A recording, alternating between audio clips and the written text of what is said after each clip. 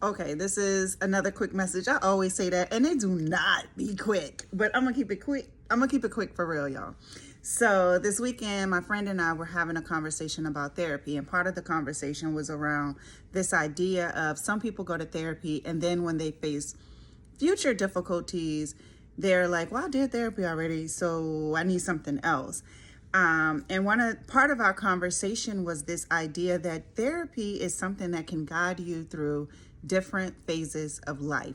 So sometimes you may go to therapy as a child, sometimes you may go in your 20s and your 30s, but as you're getting older and you're navigating different aspects of life, as your stressors are changing, as you're getting to different phases, as you're dealing with different things, even as you're dealing with the mortality of life, as you're adjusting to like, whoa, I'm getting older. What does this mean? Sometimes it could even be marriage or kids or, navigating friendships or whatever it is, that going back to therapy is not a failure.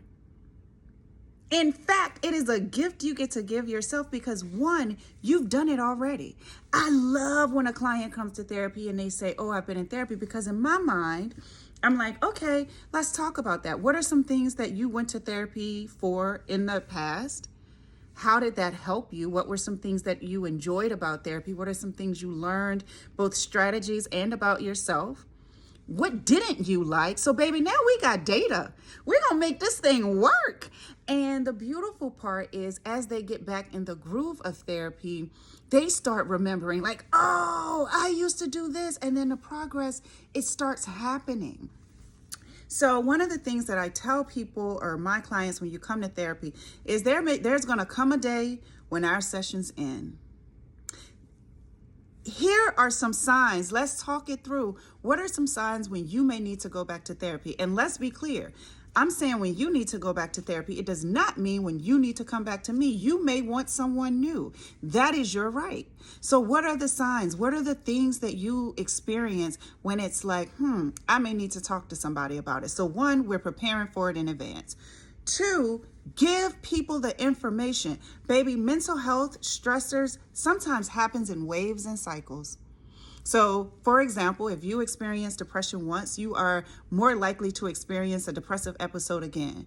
So when that happens, again, it's not that you're a failure. We know this can happen. All right, so what are your options? What can you do? How do we prepare you for it? You can go back to therapy.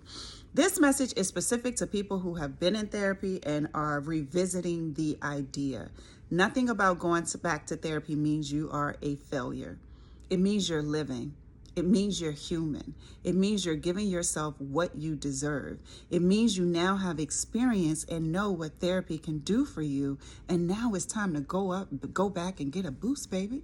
Come on back to therapy. It's okay. All the winners over here. Hey, it's just a quick message, y'all, because somebody needs to hear it, because I know that people struggle with that idea.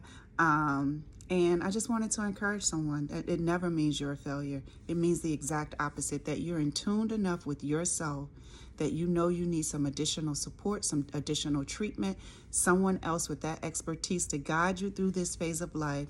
And what beautiful gift that is to give to yourself. All right, y'all, let me know what you think.